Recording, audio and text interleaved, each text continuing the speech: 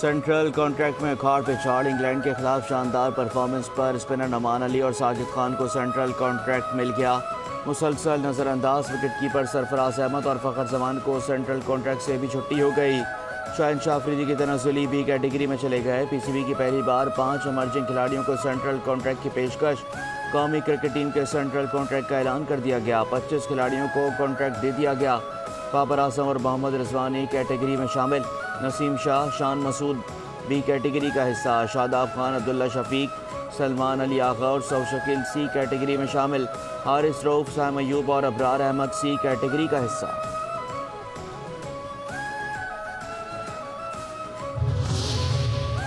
White ball کپتانی کے لیے محمد رضوان اور سلمان علی آغا کے ناموں پر غور۔ چیئرمین پی سی بی کی محمد رضوان اور سلمان آغا سے ملاقاتوں میں کوچز بھی موجود تھے۔ ذرائع کے مطابق پی سی بی نے ون ڈے اور T20 فارمیٹ کے لیے الگ الگ کپتان مقرر کرنے کا فیصلہ کیا ہے۔ آسٹریلیا اور زمبابوے سیریز کے لیے کپتان اور اسکواڈ کا اعلان آج ہوگا۔ Chairman P C B press conference میں اہم فیصلوں سے آگاہ کریں گے۔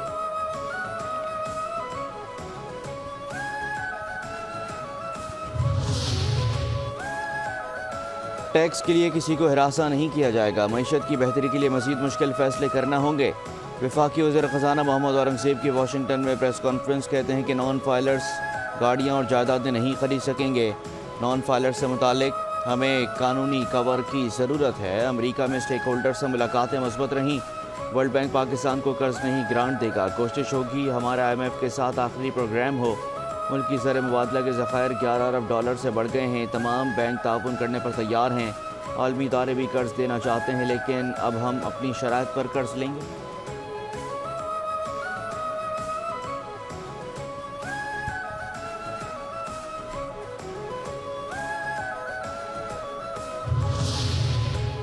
کراچی کے علاقے اورنگی ٹاؤن میں بچے کو قتل اور ماں بیٹی کو زخمی کرنے والا مبینہ ملزم گرفتار۔ ملزم سمیر زخمی خاتون کے شوہر کا ماموں زاد ہے۔ واقعہ 3 روز قبل پیش آیا تھا۔ ملزم مہمان کے طور پر گھر آیا تھا۔ خاتون سے دست درازی کے دوران خاتون اور معصوم بچوں پر بلیڈ اور بیٹری کے وائر سے حملہ کر دیا۔ شدید زخمی ہونے والا 10 سالہ بچہ دوران علاج دم توڑ گیا تھا۔ زخمی خاتون کے شوہر کی مدعیت میں مقدمہ درج کیا گیا تھا۔ جنت نظیر وادی کشمیر پر بھارت کے غاصبانہ قبضے کے 77 سال۔ دنیا بھر میں آج یوم سیاہ 27 اکتوبر 1947 کو بھارت نے غیر قانونی طور پر اپنی افواج کشمیر کی سرزمین پر اتاری اور کشمیری عوام کے خواہشات کے برخلاف وادی پر قبضہ کر لیا۔ جموں کشمیر پر بھارت کے فوجی قبضے سے مظلوم کشمیری اپنی ہی زمین پر محکوم بن گئے۔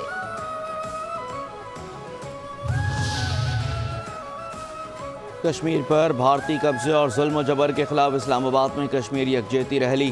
وفاقی وزیر امور کشمیر اور گلگت بلتستان انجینئر امیر مقام کہتے ہیں کہ سلامتی کونسل کی قراردادوں کے مطابق مسئلہ کشمیر کا حل چاہتے ہیں۔ کشمیریوں کی بہادری کو سلام پیش کرتے ہیں۔ ظلم اور جبر سے کشمیریوں کی آواز نہیں دبائی جا سکتی۔ اقوام متحدہ مسئلہ کشمیر کے حل کے لیے بھارت پر دباؤ بڑھائے۔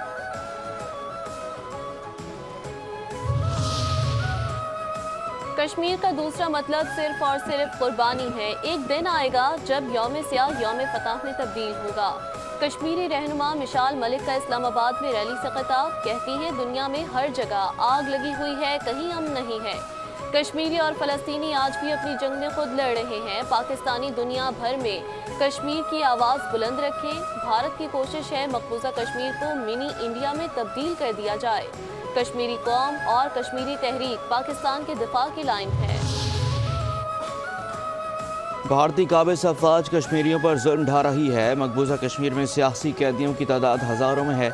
وزیر اعظم شہباز شریف کا یوم سیاہ کشمیر پر پیغام۔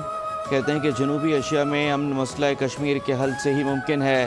بھارت اقوام متحدہ کی قراردادوں کے تحت اپنی ذمہ داری پوری کرنے میں ناکام رہا۔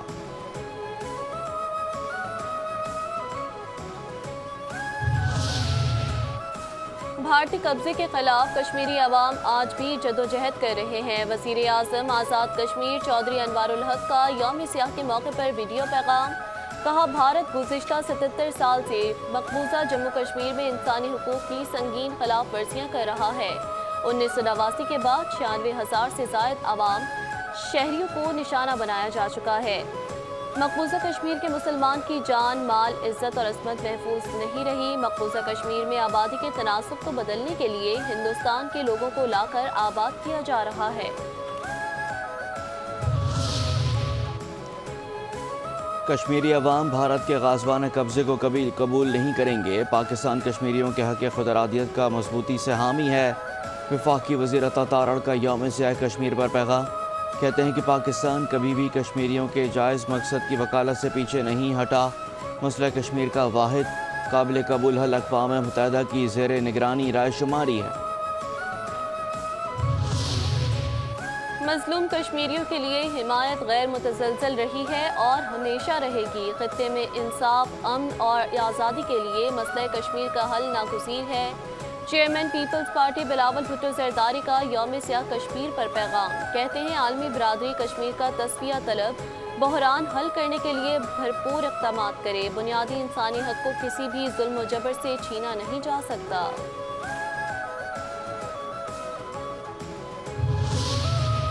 ہم کشمیری عوام کے ساتھ ہیں اور بھارتی مظالم کے خلاف کشمیری عوام کی حمایت جاری رکھیں گے۔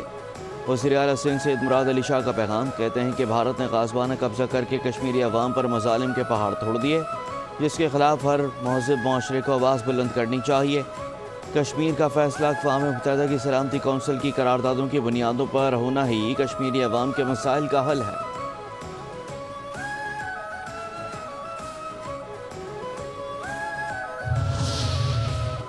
آج کا دن کشمیر پر بھارتی غاصبانہ قبضے اور مظالم بے نقاب کرنے کا دن ہے۔ وزیر اعلیٰ بلوچستان سرفراز بگٹی کا یوم سیاہ کشمیر پر پیغام۔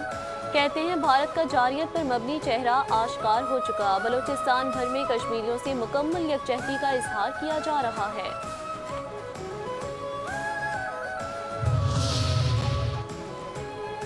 لبنان اور غزہ کے لیے 14ویں امدادی کھیپ کراچی ایئرپورٹ سے روانہ کر دی گئی۔ ترجمان NDMA کے مطابق جہاز 17 ٹن امدادی سامان لے کر بیروت پہنچے گا۔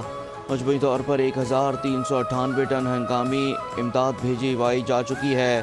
امدادی کھیپ میں ادویات، تیار کھانا، خیمے، گرم کپڑے اور خشک دودھ شامل ہے۔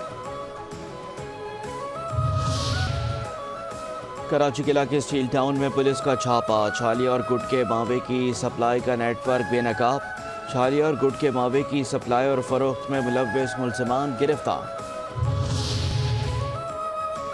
زین قریشی قومی اسمبلی میں ڈپٹی پارلیمانی لیڈر کے عہدے سے مستعفی ہو گئے۔ ویڈیو بیان میں کہا کہ شو کاز کا باضابطہ طور پر جواب دے دیا ہے۔ آزاد اور شفاف انکوائری کے لیے عہدے سے استعفیٰ دیا۔ بانی PTI اپنے والد اور پارٹی کا وفادار تھا اور رہوں گا۔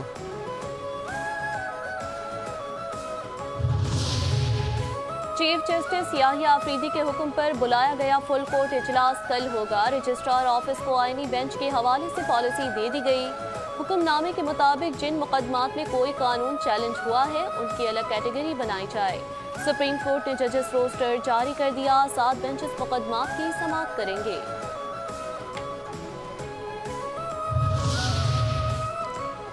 چیف جسٹس یحییٰ آفریدی کا سپریم کورٹ عدالتوں کو لائیو اسٹریمنگ فراہم کرنے کا فیصلہ۔ سپریم کورٹ کے جسٹس محمد علی مظہر کو ٹاسک دے دیا۔ ذرائع کے مطابق لائیو اسٹریمنگ سروس سائلین کی رضامندی کے ساتھ مشروط ہوگی۔ خاتون سائل کی رضامندی کے تحت کیس کی سماعت میں رازداری برتی جائے گی۔ لائیو اسٹریمنگ سروس کے تحت عدالت کی کارروائی تک دنیا بھر سے رسائی حاصل ہوگی۔ اوورسیز پاکستانی سائلین بھی اپنے مقدمات کی سماعت براہ راست دیکھ سکیں گے۔ سپریم کورٹ کے کمرہ عدالت نمبر 1 میں اس وقت لائیو اسٹریمنگ سروس موجود ہے۔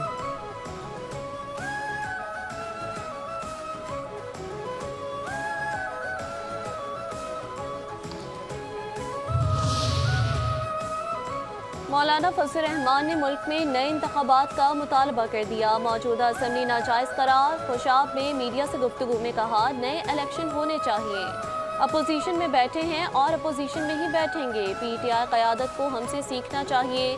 26ویں آئینی ترمیم کے مسودے میں اصل مواد کسی اور ترمیم میں شامل نہیں کرنے دیں گے۔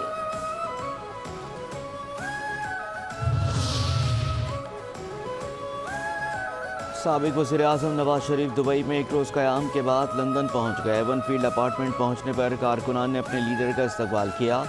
نواز شریف کی موجودگی میں تحریک انصاف اور نون لیگ کے کارکنان کی ایک دوسرے کے خلاف نعرے بازی۔ حالات پر قابو پانے کے لیے لندن پولیس کی نفری بھی موجود رہی۔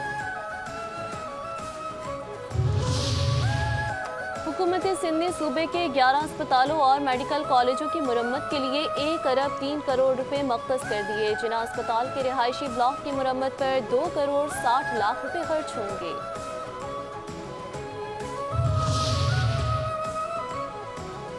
मेयर कराची मुर्तज़ा वहाब का गोश्त की क्वालिटी जांचने के लिए स्पेशल टास्क फोर्स बनाने का ऐलान। 1 नवंबर से गोश्त की दुकानों को लाइसेंस जारी करने का फैसला।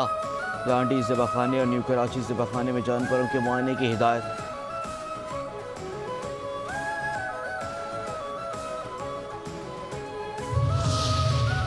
नामवर मौसीकार उस्ताद ताफू खान 78 बरस की उम्र में इंतकाल कर गए। मरहूम कई माह से गुर्दों के मर्ज में मुब्तला थे। उस्ताद ताफू खान को तबला पर महारत हासिल थी। मेहदी हसन, नूर जहां, उस्ताद नुसरत फतेह अली जैसे अजीम फनकारों के साथ परफॉर्म किया। उस्ताद ताफू खान ने 600 से ज़ायद फिल्मों में मौसीकी दी।